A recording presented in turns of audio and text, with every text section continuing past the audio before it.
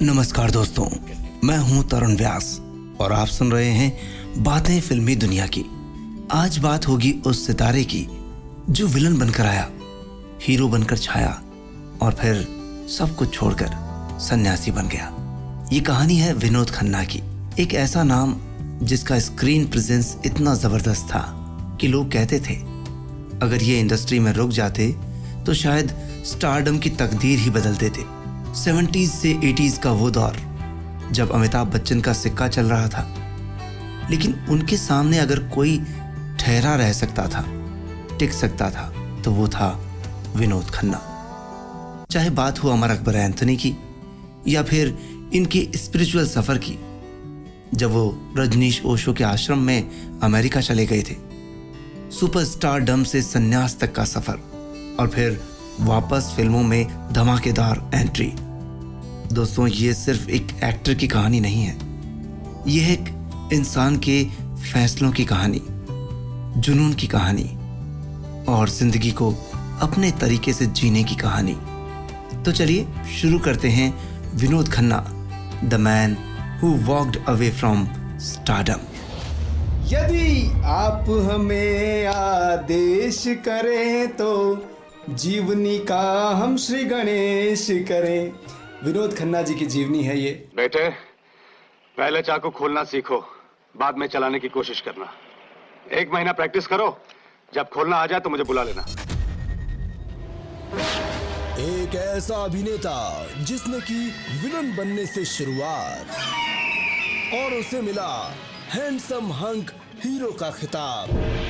वो था real macho man, देश का सबसे खूबसूरत हीरो, जिसकी एंट्री पर बजती थी तालियां और करियर के पीक पॉइंट पर आकर उन्होंने छोड़ दी फिल्मों की ये गलियां। वो बने अभिनेता से राजनेता।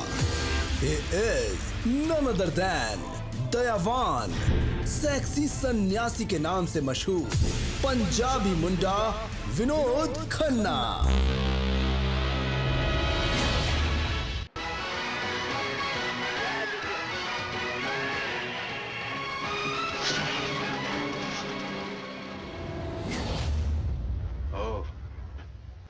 यहाँ का दादा है तू? हाँ, चल देखता हूँ तेरे में कितना दम है। 200 नहीं, 2000 निकाल। ये पेशा मा तू अपने मर्जी से आइल होगा। इसके आगे बंदूक का राज है और बंदूक कोई भी चला सकता है। मार खाने से बॉडी बनता है। ये देख, देख। तेरे को मारना होता तो जब्बर सिंह का निशाना कभी नहीं चूकता। दयावान, क्या गड़बड़ किया तुम्हारा बेटा ने?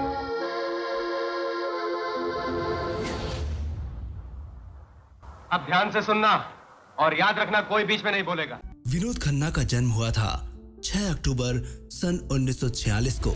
जगह थी पाकिस्तान का पेशावर। इनका जन्म एक पंजाबी परिवार में हुआ। पिताजी का नाम था कृष्णचंद खन्ना, जो कि एक बहुत बड़े बिजनेसमैन हुआ करते थे, और माँ का नाम था कमला खन्ना। कुल 5 भाई बहन थे, 2 भाई और 3 बहनें। विनोद खन्ना के भाई का नाम था प्रमोद खन्ना। विनोद खन्ना जब तकरीबन 10 या 11 महीने के थे, तभी भारत और पाकिस्तान का बंटवारा हुआ था 14 अगस्त सन 1947। और ये तारीख जैसे ही आई, तब इनके परिवार को बहुत दिक्कतों का सामना करना पड़ा। इनके पिता एक जाने माने बिजनेसमैन थे, जो कि केमिकल और टेक्सटाइल का बिजनेस किया करते थे, पर बंटवारे ने उनके इस बिजनेस को बुरी तरह झकझोर दिया और ऐसे में पूरे परिवार को लेकर कृष्णचंद खन्ना आ गए बम्बई यानी मुंबई, और वहीं पर हुई विनोद खन्ना की शुरुआती पढ़ाई।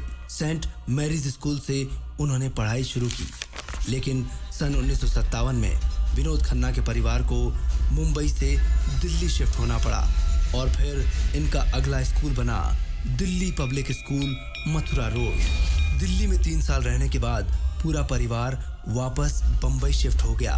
उस वक्त विनोद खन्ना की उम्र थी 14 साल। और इनके पिता ने इनका दाखिला करवा दिया एक बोर्डिंग स्कूल में, बार्नेज स्कूल दियोलाली, जो कि नासिक डिस्ट्रिक्ट में है।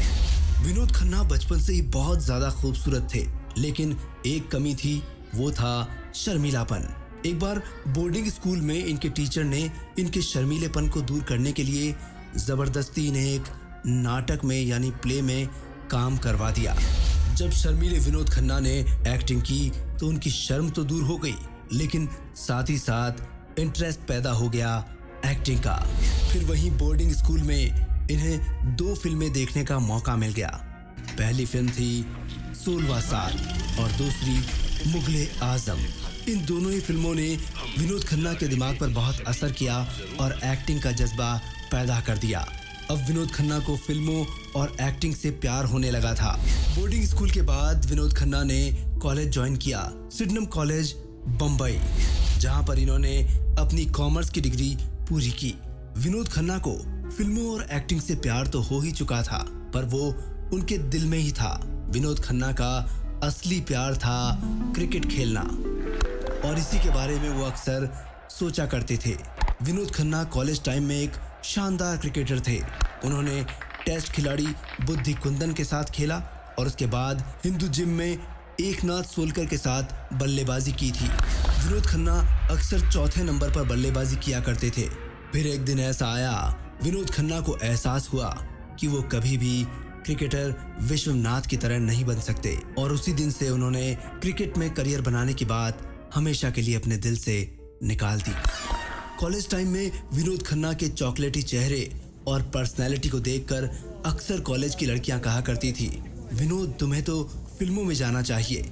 जो भी उन्हें देखता वो अक्सर यही बात दोहराता कि तुम्हें तो फिल्मों में हीरो होना चाहिए, तुम हीरो की तरह दिखते हो। पर विनोद खन्ना का तो फिल्मों से कहीं दूर दूर तक कोई नाता नहीं था, कोई रिश्ता नहीं था। पर जब विनोद खन्ना की किस्मत में सुपरस्टार होना लिखा था तो वो कैसे फिल्मों से दूर रह सकते थे। एक पार्टी के दौरान विनोद खन्ना और सुनील दत्त की मुलाकात हो गई। सुनील दत्त विनोद खन्ना की खूबसूरती और पर्सनैलिटी को देखकर बहुत इम्प्रेस हुए, और उन्हीं दिनों सुनील दत्त अपनी एक फिल्म के लिए नए चेहरे की तलाश भी कर रहे थे, और विनोद खन्ना को देखकर उनकी तलाश पूरी हो चुकी थी। उन्होंने विनोद को पूछा, क्या तुम मेरी फिल्म में काम करना चाहोगे? विनोद खन्ना की खुशी का कोई ठिकाना नहीं रहा और उन्होंने तुरंत हाँ कर दी। लेकिन जैसे ही घर पर यह बात बताई गई, तब घर पर पिता बड़े नाराज हुए। उन्होंने विनोद को फिल्मों में काम करने के लिए सख्त मना कर दिया।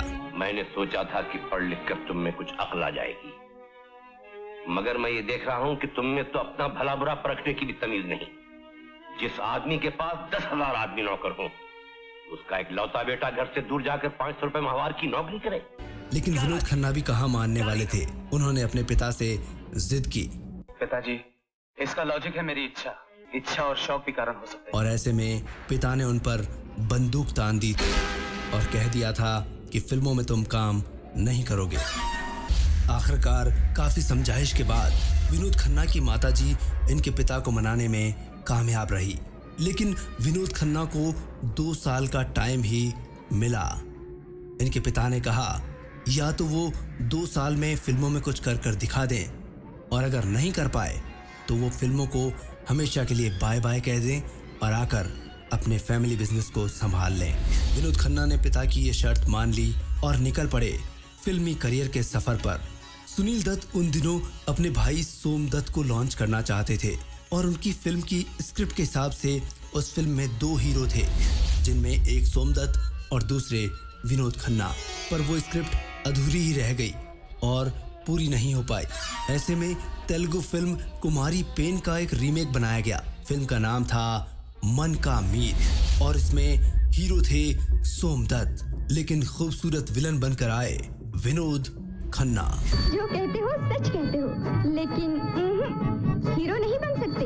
हाँ विलन बनने की कोशिश करना। हाँ? वो तो आने वाला वक्त ही बताएगा। सुनील दत्त ने यह फिल्म अपने भाई सोम दत्त को लॉन्च करने के लिए बनाई थी, लेकिन फिल्म फ्लॉप हो गई और सोम दत्त तो नहीं चले, लेकिन फिल्म का विलन सबको याद रहा और विनोद खन्ना चल पड़े।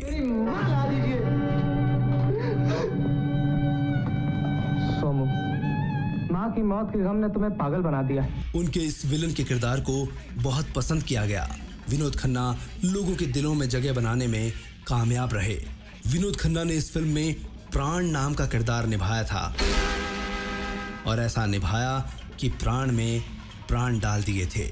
इस जानदार अभिनय से सजी फिल्म मन का मीत सन 1968 में रिलीज हुई थी अगर एक कदम भी किसी ने बढ़ाया तो ये छुरा हाथी के गले के पार होगा। और फिल्म के रिलीज होने के साथ ही 7 दिन के अंदर अंदर विनोद खन्ना के पास फिल्मों की लाइन लग गई और विनोद खन्ना ने कुछ ही दिन में तकरीबन 15 फिल्में साइन कर डाली।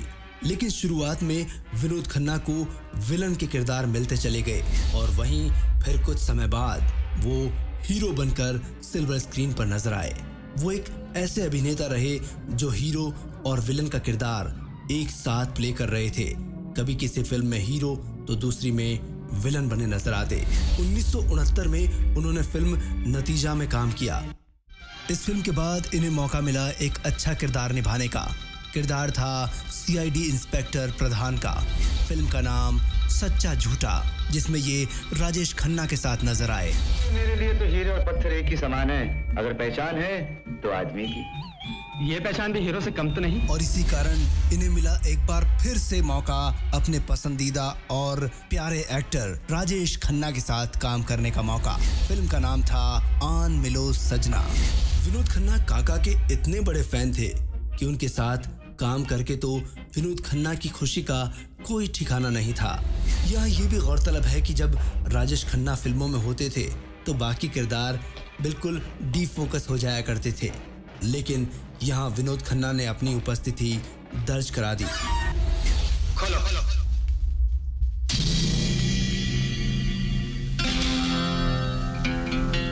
हिंदू ठीक है। उन्हें पब्लिक ने नोटिस किया। फिल्म हिट साबित हुई। फिल्म में इनका किरदार था अनिल का। अनिल बनकर इन्होंने एक शानदार और स्टाइलिश लुक लोगों के सामने पेश कर दिया। अब कोई किसी की मां नहीं, कोई किसी का बेटा नहीं। अब मैं सिर्फ बदला हूं। 60 से 70 के दशक में हिंदी सिनेमा में डाकुओं वाली फिल्मों का दौर चल पड़ा था। ऐसे में विनोद खन्ना भी इससे कहां अछूते रहते। राज खोसला ने एक फिल्म बनाई। फिल्म का नाम था मेरा गांव मेरा देश, जो कि 1971 में रिलीज हुई। इस फिल्म में विनोद खन्ना के सामने थे ही मैन ऑफ बॉलीवुड धर्मेंद्र जी, और विनोद खन्ना ने यहाँ धर्मेंद्र पाजी को बराबर टक्कर दी। विनोद ने सारे के सारे खतरनाक स्टंट खुद ही कर डाले, चाहे घुड़सवारी हो या जंगलों में भागना हो या फिर फाइटिंग सीन को रियल बनाना हो। सारे सीन खुद रियलिटी में किए विनोद खन्ना ने। वहीं 1971 की एक और फिल्म थी जिसका नाम था हंगामा। इस कॉमेडी फिल्म में प्रीतम का रोल निभाया और ऐसा निभाया कि सबके दिलों में छा गए विनोद खन्ना। विनोद खन्ना की सक्सेस से इनके फादर और मदर दोनों बहुत खुश हुए।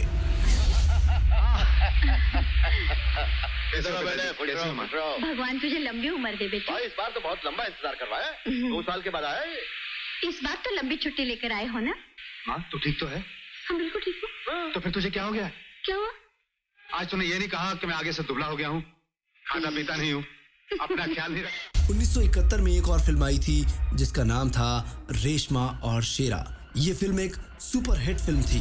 खास बात ये भी रही, इस फिल्म में बहुत से एक्टर्स थे, लेकिन फिर भी विनोद खन्ना ने अपने आप को फिल्म में साबित कर दिया। साल 1971 इनकी जिंदगी का एक खास साल रहा। इसी साल इनकी निजी जिंदगी में खुशियां आई। वैसे तो विनोद खन्ना को कॉलेज में कई लड़कियां पसंद करती थी, कई उनकी गर्लफ्रेंड्स थीं, पर उनका दिल धड़कता था अपने कॉलेज की एक लड़की और उनकी दोस्त गीतांजलि तालेहर खान के लिए। गीतांजलि मॉडल बनना चाहती थी। विनोद खन्ना और गीतांजलि एक दूसरे के बेहद करीब आते चले गए। काफी दिनों तक डेट करने के बाद फिर आखिरकार जब विनोद खन्ना अपने करियर की ऊंचाइयों तक पहुंचे, तब उन्होंने गीतांजलि से 1971 में शादी कर ली और यूं इनके परिवार की शुरुआत हुई। यूं तो विनोद खन्ना विलन के रोल किया करते थे, लेकिन गीतकार और निर्देशक गुलजार साहब को तो विनोद खन्ना में एक सशक्त और हैंडसम हीरो नजर आता था।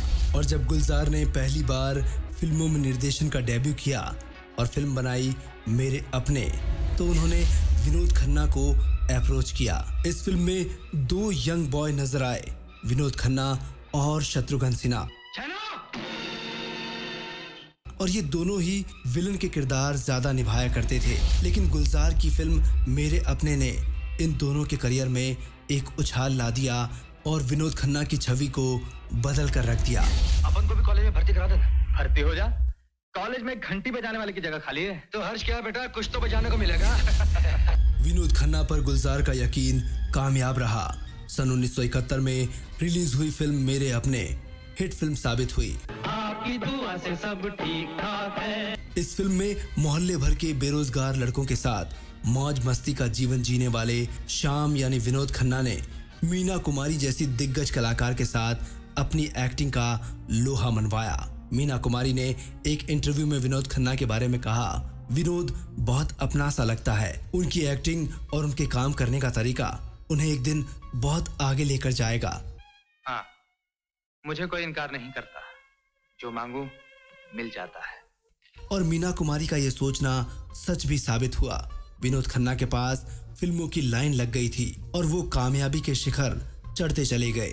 इस फिल्म में विनोद खन्ना पर किशोर कुमार की आवाज में एक गीत भी फिल्माया गया। गीत के बोल थे, साल 1973 से लेकर 1975 तक विनोद खन्ना ने कई फिल्में की। कच्चे धागे, अनोखी अदा, धमकी, 5 दुश्मन, प्यार का रिश्ता, हाथ की सफाई, कुंवारा बाप, चौकीदार, फरेबी, सौदा, जमीर, कैद, प्रेम कहानी और सेवक जैसी बड़ी बड़ी फिल्मों में अपने अभिनय से दर्शकों के दिलों को जीता। विनोद खन्ना ने बॉक्स ऑफिस पर सफल फिल्मों की झड़ी लग गई और फिर गुलजार ने एक और फिल्म बनाई जिसका नाम था अचानक, और इसमें विनोद खन्ना ने ऐसा अभिनय किया कि वो रियल डायमंड बन गए। 1976 की फिल्म हेरा फेरी में भी विनोद खन्ना के अभिनय को बहुत सराहा गया। इसी साल इन्होंने लगाम, नहले पे दहला, शंकर शंभू ऐसी कई फिल्मों में काम किया। विनोद खन्ना हर किसी की पहली पसंद बन गए थे। पूरी दुनिया अब उन्हें अमिताभ बच्चन की जगह देखने लगी थी। पर विनोद खन्ना हमेशा कहते थे, नंबर 1 या 2 तो मीडिया की बातें हैं, हम दोनों एक दूसरे के कॉम्पिटिटर हैं और हमें नंबर 1 की दौड़ में शामिल नहीं होना था, क्योंकि नंबर तो रेस के घोड़ों पर लगाया जाता है, इंसानों पर नहीं। फिर आया साल सन 1977 और सबसे पहले विनोद खन्ना ने जिस फिल्म में काम किया वो थी परवरिश। विनोद खन्ना अमिताभ बच्चन के साथ नजर आए। विनोद खन्ना के किरदार का नाम था किशन। वहीं इसी साल आधा दिन आधी रात, खून पसीना और हत्यारा जैसी कुछ फिल्में रिलीज हुई और एक ऐसी फिल्म आई जो blockbuster film, super hit film साबित हुई, अमर अकबर एंथनी। विनोद खन्ना ने अमिताभ बच्चन के बड़े भाई अमर का किरदार निभाया इस फिल्म में। खास बात ये रही, विनोद खन्ना असल जिंदगी में अमिताभ बच्चन से 4 साल छोटे थे। अमर अकबर एंथनी का एक किस्सा विनोद खन्ना बताते हैं कि एक सीन में इंस्पेक्टर बनकर विनोद खन्ना यानी मुझे अमिताभ यानी एंथनी को पीट कर पुलिस की जीप में डालकर थाने लेकर आते हैं। फिल्म में ये सीन लिया जाए या ना लिया जाए, इस पर बहस छिड़ पड़ी। बात ये थी कि उन दिनों अमिताभ बच्चन बहुत फेमस एक्टर हुआ करते थे और उनकी प्रसिद्धि को देखकर लग रहा था कि अगर फिल्म में ये सीन रखें तो कहीं फिल्म फ्लॉप ना हो जाए। पर डायरेक्टर मनमोहन देसाई ने कहा, ये फिल्म की डिमांड है, सीन रखना बहुत जरूरी है और ये सीन तो यहीं रहेगा, कोई चेंज इसमें नहीं किया जाएगा। और फिर अमर अकबर एंथोनी के बाद से अमिताभ बच्चन और विनोद खन्ना को एक लेवल पर देखा जाने लगा। लोग कंपैरिजन करने लगे और विनोद खन्ना को अमिताभ से ज़्यादा अच्छा बताने लगे। अमिताभ बच्चन और विनोद खन्ना ने मिलकर कई फिल्मों में काम किया, जिसमें हेरा फेरी सन 1976 में आई, 1977 में अमर अकबर एंथनी, खून पसीना, परवरिश और फिर 1978 की मुकद्दर का सिकंदर। ये कुछ फिल्में हैं जिनमें इन्होंने साथ अभिनय किया। और अब बात करते हैं मुकद्दर का सिकंदर की। फिल्म के एक सीन में अमिताभ बच्चन को विनोद खन्ना की तरफ एक ग्लास फेंकना था। इस सीन की बहुत रिहर्सल की गई, लेकिन फिर भी सीन को फिल्माते समय ग्लास सचमुच विनोद खन्ना के चेहरे पर जाकर लग गया। विनोद खन्ना की ठोड़ी पर उसी वक्त कट लग गया और बाद में उन्हें डॉक्टर के पास ले जाया गया, जहां पर उनकी ठोड़ी पर 6 टांके लगाए गए। इसी बात का जिक्र करते हुए अक्सर अमिताभ बच्चन भी बताते हैं कि चोट लगने के बाद डॉक्टर के पास ले जाया गया, टांके लगवाए गए, फिर हम दोनों घर लौट आए। लेकिन पूरे रास्ते मैं उनसे माफ़ी मांगता रहा, पर विनोद ने तो मुझे पहली बार में ही माफ़ कर दिया था। अब मेरे दोस्त, तेरी जिंदगी की तस्वीर का ये रुख आज मैं पहली बार देख रहा हूँ। तूने तो आज मुझे हिला दिया। लेकिन मैं फिर भी माफ़ी मांगता रहा और इस हादसे के बाद मैं और विनोद एक दूसरे के और करीब आ गए थे। और ये भी गौरतलब है कि विनोद खन्ना की ठोड़ी पर यह निशान ताउम्र बना रहा। फिर साल आया सन 1979। रिलीज हुई फिल्म मीरा। गुलजार ने एक बार फिर से विनोद खन्ना को इस फिल्म के लिए याद किया। मीरा की पटकथा सुनकर विनोद खन्ना ने गुलजार से कहा था, काश मैं मीरा का रोल कर पाता। गुलजार ने इसके बदले जवाब दिया, इतना सीधा सरल नायक बम्बईया इंडस्ट्री में इससे पहले मैंने कभी नहीं देखा। हर कोई विनोद खन्ना की तारीफ किया करता था। ये नया मंदिर तुम्हारे लिए बनाया गया था ताकि भजन कीर्तन के लिए तुम्हें घर से बाहर ना जाना पड़े और इस घर की मान मर्यादा तुम्हारी निर्लज्जता से बच जाए। वहीं फिर 1980 में आई थी फिल्म कुर्बानी। विनोद खन्ना की बेहतरीन फिल्मों में से एक फिल्म है ये। इस फिल्म में पहले फिल्म मेकर अमिताभ बच्चन को लेना चाहते थे, लेकिन जब बात नहीं बनी तो अमिताभ बच्चन की जगह आए विनोद खन्ना और ये फिल्म उस साल की ब्लॉकबस्टर फिल्म साबित हुई। और इसी फिल्म के साथ फिरोज खान और विनोद खन्ना की दोस्ती की शुरुआत हुई और ये दोस्ती दोनों ने जीवन भर निभाई और मरने के बाद भी। विनोद खन्ना में एक बात थी जो दूसरों से उन्हें अलग सोच की तरफ ले जाती थी। विनोद खन्ना का मन सबसे कुछ दूर एकांत में जाने को करता था। इतना बिजी शेड्यूल होते हुए भी अध्यात्म के लिए समय निकाल लिया करते थे। विनोद खन्ना ये भी बताते हैं कि जब वो महज 8 साल के थे, जब से ही वो साधुओं के पास जाया करते थे। कभी किसी को हाथ दिखाते तो कभी आंख बंद कर कर उनके पास बैठ जाया करते थे। अध्यात्म में तो इनका ध्यान बचपन से ही लगने लगा था, पर जैसे जैसे बड़े होते गए, स्कूल, कॉलेज और करियर बनाने के चक्कर में अध्यात्म का रास्ता कहीं पीछे छूट गया था। विनोद खन्ना ने जीवन में सब कुछ हासिल किया, लेकिन उसके बाद कुछ उथल पुथल ऐसी मची कि अध्यात्म उनके जीवन में लौट आया। अध्यात्म उनके जीवन में लौटा ही नहीं, बल्कि उन्होंने अपने सारे जीवन को उसमें लगाने की ठान ली। बात 1971 की करते हैं। फिल्म का नाम मेरा गांव मेरा देश। यहाँ पर विनोद खन्ना ने डाकू का रोल निभाया था और इस फिल्म के प्रोडक्शन मैनेजर थे महेश भट्ट। इसी फिल्म से महेश भट्ट और विनोद खन्ना की दोस्ती की शुरुआत हुई। उस वक्त महेश भट्ट ओशो को बहुत सुनते थे। वहीं गाइड जैसी क्लासिकल फिल्म बनाने वाले डायरेक्टर विजय आनंद भी ओशो से संन्यास ले चुके थे, पर विनोद खन्ना ने जब ओशो को सुना तो वो ऐसे तल्लीन हुए और इतने आकर्षित होने लगे कि बस ओशो में डूब गए। विनोद खन्ना के पास सब कुछ होते हुए भी एक खालीपन उनके मन को हमेशा बेचैन किया करता था। लेकिन ओशो को सुनने के बाद से विनोद खन्ना को अपने सारे सवालों के जवाब मिलने लगे। विनोद खन्ना कहते हैं कि मुझे मौत को लेकर भी कई अनुभव हुए थे। जब मैं ओशो के पास गया तो ओशो ने मौत और जिंदगी की सच्चाई से मेरा सामना करवा दिया था। ऐसे सवालों का जवाब ढूंढने के लिए और अध्यात्म की तरफ झुकने के पीछे कारण ये था कि महज एक ही साल में विनोद खन्ना के परिवार में 4 लोगों का देहांत हो गया था, जिसमें उनकी माँ और उनकी अजीज बहन शामिल थी। बात सिर्फ मौत तक ही सीमित नहीं थी। विनोद खन्ना अपनी माँ से बहुत ज्यादा प्यार भी किया करते थे। विनोद के लिए ये एक असहनीय पल था। वहीं जब वो अपनी माता के अंतिम संस्कार के लिए मुंबई की चंदनबाड़ी शमशान घाट पहुंचे तो वहां सैकड़ों लोगों की भीड़ उमड़ पड़ी थी। पर अफसोस की बात ये थी कि उनमें से ज्यादातर लोग सिर्फ विनोद खन्ना को देखने आए वो तमाशाई थे जो सिर्फ फिल्मों के शौकीन थे। उनको विनोद खन्ना की मां की मृत्यु से कोई लेना देना नहीं था। पर बात यहीं पर खत्म नहीं हो जाती। उस दिन चंदनबाड़ी शमशान घाट में ज्यादा शव पहुंच चुके थे। दाह संस्कार में समय लग रहा था, इसलिए शवों को प्रतीक्षा करनी पड़ रही थी। इस अजीब सी स्थिति में विनोद खन्ना को काफी देर वहीं रहना पड़ा और ये बात किसी के लिए भी असहनीय हो सकती है कि वो अपनी मां के शव को लिए इस इंतजार में बैठा रहे कि शमशान के मैनेजर्स ये कहें कि अब आपकी बारी है। फिर भी इस लंबे इंतजार और कठोर समय में एक चीज ऐसी थी जो कि चरम सीमा पार कर चुकी थी। वो थी भीड़ की फब्तियां जो लगातार जारी थी। लोग कह रहे थे, अरे वो देखो विनोद खन्ना, वो सफेद कुर्ते वाला। हाँ यार, सचमुच विनोद खन्ना है, क्या हैंडसम दिखता है। लेकिन ये बैठा किसके पास है? अरे यार, शायद श्रीदेवी का कोई भाई होगा। ऐसी तमाम बातों की बरसात बिना रुके होती रही जो उस वक्त विनोद खन्ना के दिल पर तेजाब का सा काम कर रही थी। और तो और कुछ मंचलों ने उस वक्त ये तक डिमांड कर डाली, अरे विनोद खन्ना, बस एक बार उस फिल्म का डायलॉग सुना दो यार, मजा आ जाएगा। ऐसी बातें किसी भी संवेदनशील व्यक्ति के दिल को बैठा सकती है और ऐसा हुआ भी। भले ही वहां विनोद खन्ना ने किसी को कुछ भी जवाब नहीं दिया, पर हजारों सवालों ने उन्हें घेर लिया जो वो खुद से खुद ही पूछ रहे थे।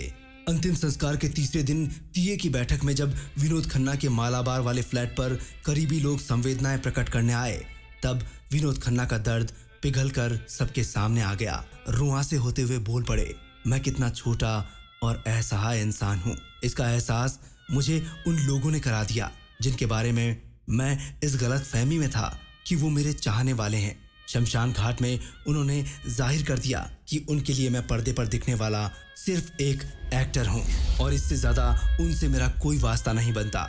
मैं माँ की डेड बॉडी को लेकर बैठा हूँ, लेकिन मुझे देखकर खुश होने वाले लोगों को मेरे गम से कोई लेना देना नहीं था। मैं सिर्फ एक शो पीस हूँ। मैं इतना मजबूर इंसान हूँ कि माँ की डेड बॉडी को जलाने के लिए क्यों में लगाए रहा। यही है जिंदगी की हकीकत। हम सब लाइन में लगे हैं, बारी बारी बुलाए जाएंगे। मैं काहे का स्टार हूँ? किस काम का है ये पैसा जो मुझे मुंह मांगा दिया जा रहा है? मेरी सो कॉल्ड फैन फॉलोइंग ने जता दिया है कि सक्सेस सिर्फ एक छलावा है और इससे ज्यादा कुछ नहीं। इस परिस्थिति में विनोद अपने आप को संभाल नहीं पाए और उनकी जड़ें तक हिल गई। वो सोचने लगे एक दिन वो भी ऐसे ही मर जाएंगे। और इसी सोच के चलते दिसंबर सन 1975 में विनोद खन्ना ने तय कर लिया कि उन्हें ओशो के पास जाना है। जब वो दर्शन करने गए तो ओशो ने पूछा, क्या तुम सन्यास के लिए तैयार हो? उन्होंने कहा, मुझे नहीं पता, लेकिन आपके प्रवचन मुझे बहुत अच्छे लगते हैं। ओशो ने उस वक्त फिर जैन गुरु की कहानी विनोद खन्ना को सुना दी, जिसका प्रभाव विनोद खन्ना पर बहुत ज्यादा पड़ा। वो कहानी थी, एक चोर कहीं से भागता हुआ निकला। वहां पर जैन गुरु ध्यान लगाए हुए बैठे थे। पुलिस ने जैन गुरु को चोर समझकर पकड़ लिया और जेल में बंद कर दिया। इस बात पर जैन गुरु ने विरोध नहीं किया। जैन गुरु जेल में ध्यान लगाने लगे और उनके साथ सभी कैदी भी ध्यान में लीन होने लगे। 3-4 साल का वक्त बीता, असली चोर पकड़ा गया और पुलिस जैन गुरु को छोड़ने लगी। तब जैन गुरु ने कहा था, मुझे अभी मत छोड़िए, मेरा अभी काम पूरा नहीं हुआ है। इसी कहानी के बाद ओशो ने कहा कि हम सभी जेल की कोठरी में हैं। हम चाहे जेल के अंदर हों या बाहर, जब तक पूरी तल्लीनता से अपना काम नहीं करते तब तक कोठरी से बाहर नहीं आ सकते। विनोद खन्ना ने बताया था, ये कहानी मेरे अंदर तक उतर गई और मैंने खुद को दूसरों की कोठरी में बंधा पाया। मुझे कुछ भी अच्छा नहीं लग रहा था। पहली बार महसूस किया था कि हर आदमी की अपनी एक स्पेस होती है और वो मेरी तरह ही उसमें बंधे हुए हैं। मुझे हर व्यक्ति का सम्मान करना चाहिए। इतनी सोच बदलने के बाद ही सन 1978 के बाद विनोद खन्ना ने फिल्में साइन करना बंद कर दिया और पिछली साइन की हुई फिल्में पूरी करने की कोशिश में लग गए। लगातार फिल्मों की सफलता भी उनकी इस सोच को बदल नहीं पा रही थी। कुछ फिल्मों के तो साइनिंग अमाउंट भी विनोद खन्ना ने वापस कर दिए। बर्निंग ट्रेन और कुर्बानी फिल्म के सुपरहिट होने पर लोगों को लगा शायद विनोद खन्ना अपना विचार बदल दें, पर ऐसा नहीं हुआ। विनोद खन्ना संडे को कभी भी शूटिंग नहीं करते थे और वो ये दिन अपनी पत्नी गीतांजलि और बच्चे राहुल और अक्षय के साथ बिताना पसंद किया करते थे। लेकिन ओशो की शरण में जाने के बाद सोमवार से लेकर शुक्रवार तक वो बॉलीवुड में काम करते थे। फिर उनकी मर्सिडीज गाड़ी पुणे की ओर रवाना हो जाती थी और रुकती थी ओशो के आश्रम के बाहर। आश्रम में जैसे ही वो पैर रखते, उनका स्टार वाला चोला उतर जाता था। ओशो यानी रजनीश के दूसरे शिष्यों की तरह वो जाते और 2 दिन ध्यान में रहते और कुछ ऐसे काम करते जिनमें बागीचे की सफाई भी शामिल थी। आश्रम के बाहर ड्राइवर उनका इंतजार किया करता था और विनोद जमीन पर गिरे हुए सूखे पत्ते कूड़ेदान में डाल रहे होते थे। आश्रम में उनका नाम बदल दिया गया स्वामी विनोद भारती। इसी नाम से लोग आश्रम में उन्हें जानते। वो आश्रम में रजनीशी चोले में माली का काम किया करते थे। उनको देखकर सब हैरान हो जाते थे, इतना बड़ा स्टार ये माली का काम कर रहा है। यही नहीं, विनोद खन्ना शूटिंग पर भी रजनीशी चोले में ही पहुंचते थे और तभी चोला उतारते थे जब उनका शॉट रेडी होता था। और जब कोई उनसे ओशो के बारे में पूछता तो विनोद खन्ना कहते थे, रजनीश ओशो धरती पर इकलौते जीवित भगवान हैं। लेकिन 80 के दशक में पुणे में स्थित रजनीश के आश्रम में दिक्कतें आने लगी। स्थानीय प्रशासन ने रुख कड़ा कर दिया। रातों रात रजनीश के अमेरिका के ऑरेगन जाने की खबर आई और वो अपने शिष्यों के साथ वहां रहना चाहते थे, जिसमें से एक शिष्य थे विनोद खन्ना। जिसका सबको डर था वही हुआ। 1982 में विनोद खन्ना ने मुंबई के एक होटल में प्रेस कॉन्फ्रेंस बुलाई तो सारी मीडिया हैरान हो गई, क्योंकि तब बॉलीवुड स्टार कम ही प्रेस कॉन्फ्रेंस बुलाया करते थे। प्रेस कॉन्फ्रेंस में विनोद खन्ना महरून रंग का चोला पहने और ओशो की तस्वीर वाली मनकों की माला पहनकर आए तो सब लोग चौंक गए। साथ में थी उनकी पत्नी गीतांजलि और दोनों बेटे। और इसी के साथ विनोद खन्ना ने प्रेस कॉन्फ्रेंस में घोषणा कर दी, मैं फिल्में छोड़ रहा हूँ और बॉलीवुड छोड़कर ऑरेगन के रजनीशपुरम के आश्रम में जा रहा हूँ। और इसी के साथ विनोद खन्ना अपनी पत्नी और बच्चों को छोड़कर अमेरिका के ऑरेगन चले गए। ओशो के इस अमेरिका के आश्रम में स्वामी विनोद भारती यानी विनोद खन्ना ने माली का काम करना शुरू किया। पेड़ों को पानी देते थे, काटते छाटते और कचरा उठाते। यही नहीं, इन कामों से फ्री होकर वो रसोइया भी बनते तो कभी प्लम्बर का काम भी करते। कहने का मतलब ये था कि जो भी उन्हें काम दिखता या मिलता उन्हें वो पूरी तल्लीनता से करते, किसी काम से कोई परहेज नहीं करते, चाहे वो ओशो रजनीश का टॉयलेट साफ करना ही क्यों ना हो। कहाँ तो विनोद खन्ना का मुंबई में एक बहुत बड़ा बंगला था और जिंदगी किंग साइज थी, दौलत बेशुमार थी। और दूसरी तरफ ऑरेगन में ओशो के आश्रम में सिर्फ 6 फुट लंबा और 4 फुट चौड़ा कमरा मिला। लेकिन वो इसमें भी इतने खुश थे जिसकी कोई सीमा नहीं थी। पर इनका परिवार इस गैर जिम्मेदाराना हरकत से खुश नहीं था। अचानक चले जाना और लौट कर नहीं आना सबको परेशान करने लगा। ये सब गीतांजलि को अंदर से कचोट रहा था, झकझोर रहा था। और अब तो फोन पर बातें भी इस रिश्ते को खोखला करने से नहीं बचा पाई। विनोद खन्ना के जाने के बाद 3 साल में ही उनका और गीतांजलि का तलाक हो गया। बात यह भी थी कि विनोद खन्ना के इस मत से वो पहले भी सहमत नहीं थी। विनोद खन्ना ने ओशो के पास उनको भी जाने के लिए कहा था, लेकिन गीतांजलि की ओशो में कोई रुचि नहीं थी। उन्हें लगता था कि विनोद खन्ना जल्द ही इस आध्यात्म वाली जिंदगी से लौट आएंगे। पर 3 साल लंबी दूरी ने इन दोनों के बीच कभी ना टूटने वाली दीवार खड़ी कर दी थी। वहीं जिस लक्ष्य के लिए विनोद खन्ना अपना सब कुछ छोड़कर गए थे वो भी पूरा नहीं हो पाया। अमेरिका में ओशो पर भारत जाने का दबाव बनने लगा। वहीं रजनीशपुरम आश्रम बंद कर दिया गया। इस बात से विनोद खन्ना बहुत दुखी हो गए। रजनीशपुरम के बिखराव से विनोद खन्ना डिप्रेशन में आ गए। उन्होंने रजनीशपुरम को बसाने में ओशो का पूरा साथ दिया था और उसी को खुद के सामने ध्वस्त होते देखकर विनोद खन्ना के सामने अंधकार सा छा गया। जिसके लिए वो अपना सब कुछ छोड़कर आए थे वो सब बिखर गया था। ओशो ने विनोद खन्ना को कहा कि तुम जाकर पुणे के आश्रम को संभाल लो, पर विनोद खन्ना ने कहा, गुरुजी अब मेरे बस की बात नहीं है। और इसी के साथ विनोद खन्ना ने भारत आकर फिल्मी दुनिया में वापस आने का फैसला कर डाला। 1985 में जब विनोद खन्ना वापस लौट कर आए तब भारत में अलग अलग न्यूज़पेपर्स ने, पत्रिकाओं ने, मैगजीन्स ने कवर पेज पर विनोद खन्ना की सफेद दाढ़ी वाली तस्वीरें छापी। कई तरह की बातें उड़ाई गई। कहा गया विनोद खन्ना के पास पैसे खत्म हो गए हैं और अब फिल्में भी नहीं मिलेगी। ओशो से उनका मतभेद हो गया है। पर इनमें से एक भी बात सच नहीं थी। विनोद खन्ना इस बात को बताते हुए कहते थे कि जब वो फिल्में छोड़कर संन्यास जा रहे थे तब उनके बहुत से फैंस ने और करीबी लोगों ने कहा था, तुम्हारा ये फैसला बहुत ही मूर्खता से भरा हुआ है, तुम बेवकूफ हो। और कई लोगों ने तो ये भी कहा था, विनोद तुम पागल हो गए हो जो जीवन में इतना पाने के बाद भी संन्यास की ओर रुख कर रहे हो। लेकिन विनोद खन्ना ने तो 1978 में ये फैसला ले लिया था कि मैं संन्यास लूंगा। और अमेरिका जाने से पहले वो सबकी फिल्में पूरी करके भी गए थे, सिवाय 2 फिल्मों के। ये बात जब विनोद खन्ना ने ओशो को बताई, तब ओशो ने कहा था, तुमने उन्हें तय समय दिया था। अगर तय समय में वो 2 फिल्में पूरी नहीं हो पाई या कुछ लोग आपके साथ फिल्में पूरी नहीं कर पाए, तो इसमें आपका कोई दोष नहीं है। कहने का मतलब ये है कि विनोद खन्ना की महानता ये थी कि उन्होंने किसी को कोई परेशानी नहीं दी। उन्होंने सारी फिल्मों की शूटिंग पूरी की थी और उसके बाद ही फिल्म इंडस्ट्री को छोड़ा था। किसी के साथ कोई धोखा नहीं किया और उनका सबके प्रति सम्मान और मीठा बोलचाल ही सबके दिलों में अभी भी विनोद खन्ना को जिंदा रखा था। फिल्म इंडस्ट्री ने विनोद खन्ना को आते ही हाथों हाथ अपना लिया और वापसी करने के साथ ही विनोद खन्ना की 2 फिल्में सन 1987 में रिलीज हुई, इंसाफ और सत्यमेव जयते। डिम्पल कपाड़िया के साथ की गई फिल्म इंसाफ बहुत सुपरहिट रही। ये बात अलग है कि इस फिल्म की शूटिंग के वक्त भी विनोद खन्ना डिप्रेशन में थे और उससे बाहर निकलने की कोशिश कर रहे थे। उन्होंने वापसी करते हुए सब लोगों को ये जरूर कहा था कि वो आश्रम से लौटे तो हैं, पर उनके मन के तार ताउम्र ओशो से जुड़े रहेंगे और यही फिल्म की शूटिंग्स के दौरान जारी रहा। वो अक्सर पुणे के ओशो वाले आश्रम में जाते और लौट आते। एक बार तो वो पूरे महीने तक नहीं लौटे। बहरहाल वो वापस लौटते और अपने काम में लग जाया करते थे।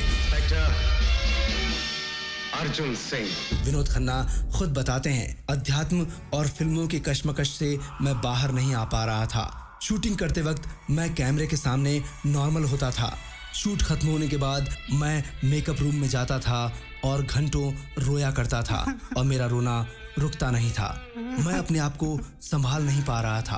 बहरहाल विनोद खन्ना इतनी उधेड़बुन के बाद भी अपने काम से सही न्याय कर रहे थे।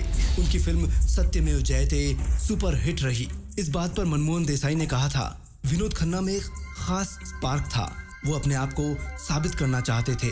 वहीं उस दौर के बड़े फिल्म वितरक निजाम बताते हैं कि विनोद खन्ना की फिल्म इंसाफ और सत्यमेव जयते ने रिलीज होने के साथ ही फिल्म का 80% खर्चा तो 1 हफ्ते में ही वसूल लिया था और फिल्में जबरदस्त चली थीं। सलीम खान साहब ने भी विनोद खन्ना की वापसी पर कहा था कि विनोद की खासियत यही रही थी कि जब वो गए थे तब भी 2 नंबर की पोजीशन पर थे और जब वापसी की है तब भी सीधे दूसरे नंबर पर। गजब का कॉन्फिडेंस है विनोद खन्ना के अंदर। फिल्मों के हिट होते ही विनोद खन्ना से पूछा गया, आप बॉलीवुड छोड़कर नहीं जाते तो बच्चन साहब के सबसे मजबूत प्रतिद्वंदी होते। इस पर विनोद खन्ना ने कहा था, नहीं, ऐसा नहीं है। बच्चन की लोकप्रियता हमेशा से थी और रही है। वो शोले और दीवार जैसी क्लासिक फिल्में कर चुके हैं। निश्चित रूप से वो बहुत ही अच्छे एक्टर हैं। उनका करियर बहुत ही अद्भुत और खूबसूरत रहा है। अमिताभ बच्चन से मेरी कोई बराबरी नहीं। अब बात करते हैं फिल्म बंटवारा की, जो कि 1988 में आई। फिल्म में अमृता सिंह बनी थी विनोद खन्ना की हीरोइन। उन दिनों अभिनेत्री अमृता सिंह क्रिकेटर रवि शास्त्री को डेट कर रही थी और उन्हें चिढ़ाने के लिए वो विनोद खन्ना से फ्लर्ट करने लगी। बात ये थी कि एक दिन रवि शास्त्री ने अमृता सिंह से कहा कि तुम विनोद खन्ना को कभी इंप्रेस नहीं कर पाओगी। ये बात अमृता सिंह को चुभ गई और उन दिनों विनोद खन्ना भी खुद को बहुत अकेला महसूस कर रहे थे। धीरे धीरे दोनों में अफेयर्स की खबरें फिल्मी गलियारों में उड़ने लगी, लेकिन अमृता सिंह की मां ने अमृता को समझाया और ब्राइट करियर का वास्ता देकर विनोद से दूर होने के लिए कह दिया। विनोद खन्ना को भी इस बात का एहसास हो गया था, यहाँ प्रेम नहीं है, ये सिर्फ एक दूसरे के प्रति एक अट्रैक्शन है और इससे ज्यादा कुछ नहीं। तू मिल जाता तो मेरे जख्मों पर मरहम रख देता, पर अभी भी कुछ नहीं बिगड़ा। तू आ गया है, सब ठीक हो जाएगा। विनोद खन्ना की दोस्ती की बात करें तो विनोद खन्ना के बहुत से दोस्त, जिनमें फिरोज खान एक खास दोस्त थे। जब विनोद खन्ना संन्यास ले चुके थे तब भी फिरोज खान इनके आने का इंतजार कर रहे थे। एक फिल्म थी जो कि साउथ की फिल्म थी, जिसका रीमेक बनाने के लिए बहुत सारे पैसे देकर राइट्स खरीदे फिरोज खान ने और वो अपने दोस्त का इंतजार करने लगे। लेकिन बीच में लगा कि जैकी श्रॉफ इस फिल्म के हीरो हो सकते हैं। लेकिन जैसे ही विनोद खन्ना आए तब विनोद खन्ना बने दयावान और ये फिल्म विनोद खन्ना के करियर की एक बेहतरीन फिल्म में से जानी जाती है। ये 1988 में रिलीज हुई थी। साल 1988 में इस फिल्म का जब प्रीमियर हुआ तो ये प्रीमियर उस वक्त का सबसे बड़ा प्रीमियर था। यूं तो विनोद खन्ना के पिता को फिल्मों का कोई शौक नहीं था, लेकिन इस प्रीमियर में वो भी आए और उन्होंने दयावान फिल्म देखी। लेकिन दयावान फिल्म के प्रीमियर में 30 सेकंड के इंटीमेट किसिंग सीन को देखकर वो बहुत नाराज हुए थे। लेकिन एक्टिंग तो एक्टिंग होती है। छोटा उम्र में बाप का मर जाने से बच्चे को क्या दुख होता है वो मेरे को मालूम। मेरे पे मेहरबानी करो अम्मा, ले लो। शक्ति, तेरे दिल में बहुत दया है। विनोद खन्ना फिल्म के कैरेक्टर में ही दयावान नहीं थे, वो असल जिंदगी में भी दयावान थे, बड़े दिल वाले थे। इसका एक उदाहरण मिलता है फिल्म रिहाई से। 1988 में दयावान के साथ ही रिलीज हुई थी रिहाई। इस फिल्म में हीरो थे विनोद खन्ना। फिल्म की शूटिंग के दौरान ही बजट की समस्या आ गई थी। नौबत यहाँ तक आ पहुंची थी कि निर्माता निर्देशक के पास फिल्म के पहले प्रिंट को रिलीज करने तक के पैसे नहीं थे।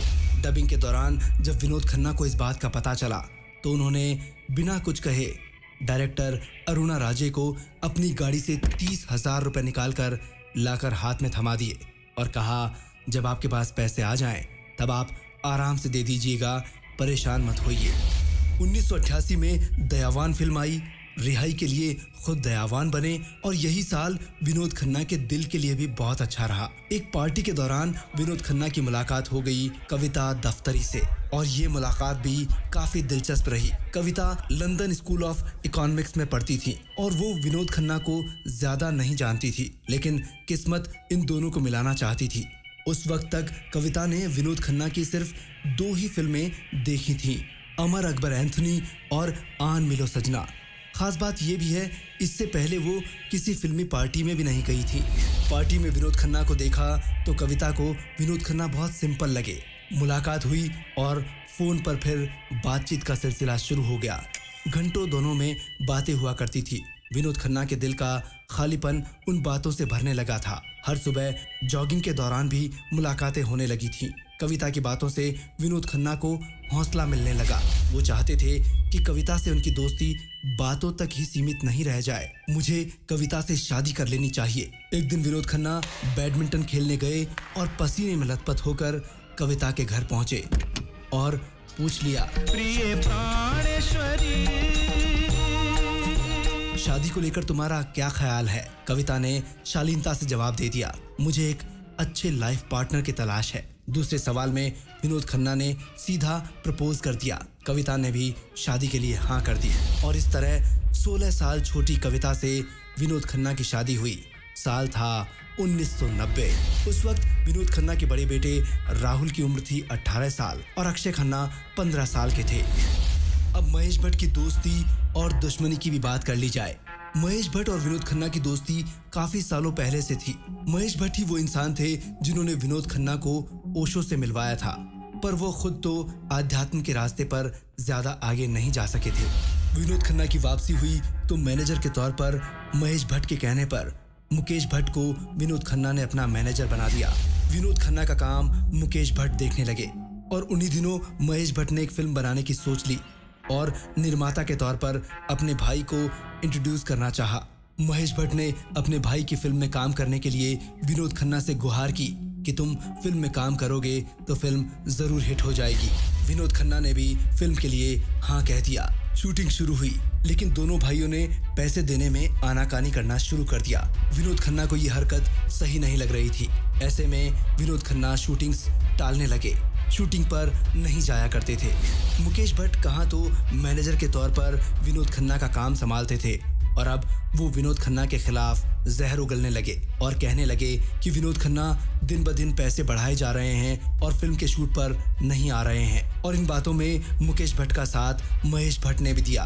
कुछ समय तक तो विनोद खन्ना ने कोई रिएक्ट नहीं किया, लेकिन जब बदनामी की हद पार होने लगी, झूठी झूठी बातें सुनकर गुस्सा चरम पर आ चुका था। एक दिन जब विनोद खन्ना का सामना स्टूडियो में मुकेश भट्ट से हुआ तो गुस्से में विनोद खन्ना ने लगातार कई थप्पड़ मुकेश भट्ट के गालों पर जड़ दिए। तुम्हारी हिम्मत कैसे हुई ऐसी बात करने की? और इस थप्पड़ वाली घटना के बाद ही महेश भट्ट और विनोद खन्ना की दोस्ती हमेशा के लिए खत्म हो गई। अपने भाई पर अफसोस मत करो नागेश, क्योंकि सोर पर आंसू नहीं बहाया करते। विनोद खन्ना के लिए दोस्ती के कसीदे पढ़ने वाले महेश भट्ट पहले कहते थे, जब मेरे पास पैसा नहीं था तब विनोद मेरी देखभाल के साथ ट्रैवलिंग तक का खर्चा उठाते थे और जुर्म फिल्म की इस घटना के साथ महेश भट्ट ने कहना शुरू किया, मैं किसी भी स्पॉट बॉय को हीरो बना लूंगा, लेकिन विनोद खन्ना को अपनी फिल्म में कभी साइन नहीं करूंगा। महेश भट्ट, मुकेश भट्ट और विनोद खन्ना के बीच इस टकराव के कारण ही इस फिल्म के फाइनेंसर्स ने अपने हाथ पीछे हटा लिए थे, लेकिन अकेले विनोद खन्ना के दम पर यह फिल्म पूरी भी हुई और रिलीज भी हुई। रिलीज का साल था सन 1990। फिल्म का नाम जुर्म। इसके बाद कई फिल्में आई, बहुत सारी फिल्मों में विनोद खन्ना ने काम किया और 1997 में अपने बेटे अक्षय खन्ना को लॉन्च कर दिया। फिल्म का नाम था हिमालय पुत्र, पर यह फिल्म नहीं चल पाई। विनोद खन्ना का भले ही गीतांजलि से तलाक हुआ हो, लेकिन फिर भी वो अपनी पत्नी और दोनों बेटों को बहुत प्यार करते थे। अक्षय खन्ना और राहुल खन्ना के करियर को बनाने के लिए बहुत अच्छे पिता की भूमिका निभाई विनोद खन्ना ने। विनोद खन्ना की दूसरी शादी से 2 बच्चे हुए। कविता और विनोद खन्ना के एक बेटी हुई श्रद्धा और बेटा साक्षी खन्ना। ताउम्र विनोद खन्ना अपने 4 बच्चों के बहुत करीब रहे थे। फिर साल आया सन 1997। विनोद खन्ना ने पहली बार राजनीति में कदम रख डाला और एक अभिनेता नेता बन गया। भारतीय जनता पार्टी ज्वाइन की विनोद खन्ना ने और अगले साल लोकसभा चुनाव में गुरदासपुर सीट से सांसद चुने गए। 1999 में फिर से गुरदासपुर से सांसद चुने गए विनोद खन्ना। वहीं साल 2002 में फिर विनोद खन्ना बने संस्कृति और पर्यटन मंत्री और 6 महीने में ही आगे इन्हें अति महत्वपूर्ण विदेशी मामलों के मंत्रालय में राज्य मंत्री बना दिया गया। इसके बाद सन 2004 में फिर से गुरदासपुर से जीते और संसद पहुंचे। सन 2014 में मोदी लहर जब आई, तब विनोद खन्ना ने कांग्रेस के प्रदेशा अध्यक्ष को हराकर जीत हासिल की। 16वीं लोकसभा में पहुंचे विनोद खन्ना। यही नहीं, यूथ में बहुत फेमस रहने वाले विनोद खन्ना ने बीजेपी के लिए कई राज्यों में प्रचार भी किया। परसों इलेक्शन है। हाँ साहब, इलेक्शन तो सर पर आ पहुंचा। क्या होगा? होना क्या है? आपको अपनी वोट देनी है, सो दे दीजिएगा। राजनीति को लेकर कई लोगों ने विनोद खन्ना से सवाल किए, क्या आप राजनीति में सुनील दत्त को देखकर आए हैं? इस पर विनोद खन्ना ने कहा था, दत्त साहब की जिस बात से मैं प्रभावित था वो था उनका कमिटमेंट। वो अपनी बात के बहुत पक्के थे, लेकिन राजनीति में तो मैं अटल बिहारी वाजपेयी जी के भाषणों से प्रभावित होकर आया हूँ। वो मेरे आदर्श हैं, मेरी कामयाबी उन्हीं से प्रेरित है।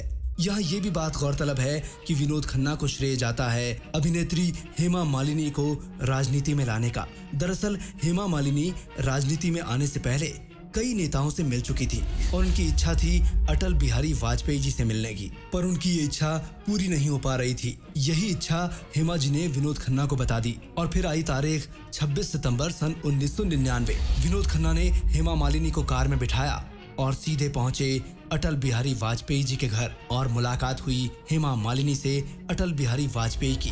वहां जाकर हेमा जी को पता चला अटल जी तो खुद हेमा मालिनी के बहुत बड़े फैन थे। उन्होंने हेमा मालिनी की सीता और गीता को 25 बार देखा था और इस मुलाकात के बाद ही हेमा जी की औपचारिक तौर पर राजनीति में एंट्री हो गई। और हेमा जी हमेशा राजनीति में आने का श्रेय देती हैं विनोद खन्ना को। विनोद खन्ना एक तरफ राजनेता थे, दूसरी तरफ अभिनेता का भी किरदार बराबर निभा रहे थे। उन्होंने 1997 में ढाल, 2001 में दीवानापन, 2002 में क्रांति, 2004 में भोला इन बॉलीवुड और रिस्क फिल्म की सन 2007 में, जिसमें विनोद खन्ना अंडरवर्ल्ड डॉन बनकर नजर आए। फिर जब सन 2009 में सलमान खान की वापसी वाली फिल्म रिलीज हुई वांटेड, उसमें भी नजर आए विनोद खन्ना और उन्होंने सलमान के पापा रिटायर्ड श्रीकांत शेरावत का ऐसा किरदार निभाया कि सब लोग कायल हो गए। इसके बाद सन 2010 में भी दबंग फिल्म में सलमान के पिता बने विनोद खन्ना और जब दबंग 2 भी रिलीज हुई उसमें भी विनोद खन्ना पिता बने नजर आए। सलमान खान विनोद खन्ना को खुद के लिए बहुत लकी मानते हैं और ऐसा था भी, क्योंकि दोनों की जो भी फिल्में आई, चाहे वांटेड हो चाहे दबंग का पार्ट 1 या 2, सारी की सारी फिल्में हिट रहीं और सलमान को एक एस्टेब्लिशमेंट मिला। सन 2013 में रमैया वस्तावैया फिल्म आई जिसमें विनोद खन्ना ने स्टेशन मास्टर का किरदार निभाया।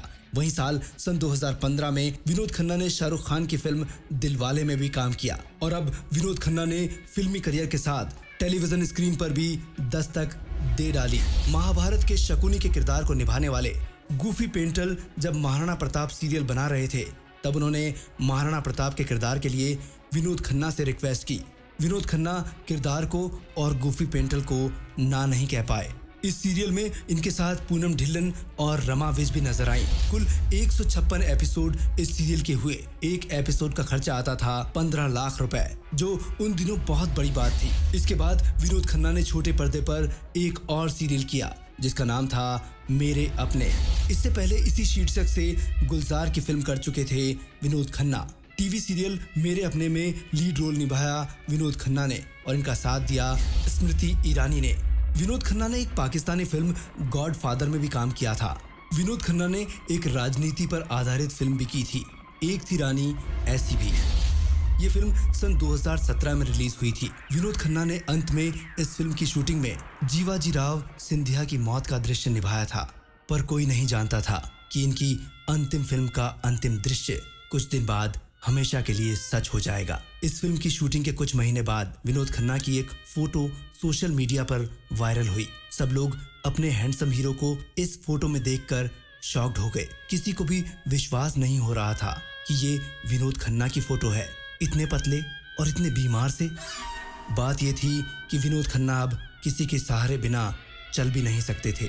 बीमारी और बढ़ी और फिर आई तारीख 27 अप्रैल सन 2017। विनोद खन्ना ने गिरगांव के NH रिलायंस फाउंडेशन हॉस्पिटल में गुरुवार की सुबह 11:20 पर अपनी अंतिम सांस छोड़ दी और इस फानी दुनिया को हमेशा के लिए अलविदा कह दिया।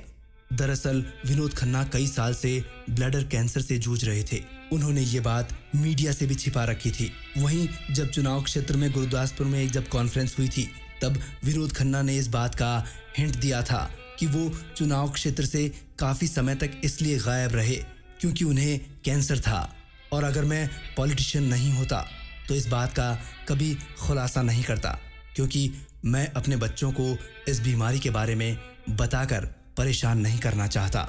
विनोद खन्ना के अंतिम समय में उनका पूरा परिवार उनके साथ था। बड़े बेटे राहुल खन्ना से जब पूछा जाता तो वो कहते थे, डैड बिल्कुल स्वस्थ हैं, जल्द ही सब लोगों से मिलने आएंगे। पर ऐसा हो नहीं सका। सबके दिलों पर राज करने वाले दयावान विनोद खन्ना कभी वापस लौटकर नहीं आए। उनका इस तरह से अचानक से चले जाना सबको दुखी कर गया और चौंका गया।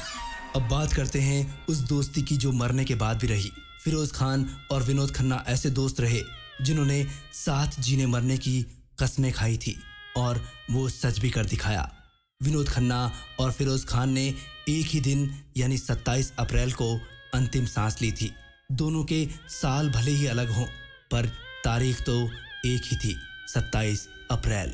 और साथ ही दोनों दोस्तों को एक ही बीमारी थी और वो थी कैंसर। जब विनोद खन्ना अपने बीमार दोस्त फिरोज खान से मिलने हॉस्पिटल जाया करते या घर जाया करते थे तो दोनों साथ मिलकर बहुत रोते थे। धर्मपाजी के लिए इन दोनों को चुप करवाना बड़ा मुश्किल हो जाता था। इन दोनों दोस्तों ने मिलकर फिल्मी पर्दे पर भी खूब दोस्ती निभाई थी। 1976 में शंकर शंभू के साथ, तो 1980 में कुर्बानी के साथ और 1988 में दयावान के साथ। विनोद खन्ना ने अपने फिल्मी करियर में हर तरह के किरदारों को निभाया और उनकी पर्सनल लाइफ भी कई किरदारों को निभाते हुए गुजर गई। फिल्म स्टार से लेकर सन्यासी तक का सफर, या फिर कमबैक करके सबके दिलों पर छाने वाला कलाकार हो, या फिर आम इंसानों के लिए, समाज के लिए कुछ करने के जज्बे वाला एक राजनेता हो, हर किरदार बखूबी निभाया विनोद खन्ना ने। एक बार किसी ने कह दिया था, विनोद खन्ना जी हमें आप पर बहुत गर्व है। इस पर विनोद खन्ना ने कहा था, मैं अपने आप पर गर्व करता हूँ, I am proud of my self. मेरे हिसाब से मैंने जिंदगी के सभी लम्हों को ईमानदारी से जिया है। फिल्मों में वापसी करते समय विनोद खन्ना ने कहा था कि ओशो से उनके तार ताज जिंदगी जुड़े रहेंगे और ये सच भी रहा। विनोद खन्ना पुणे के ओशो आश्रम में लगातार जाते रहे थे। जब उनकी तबीयत ज्यादा खराब हुई थी तभी उन्होंने वहां जाना छोड़ा था।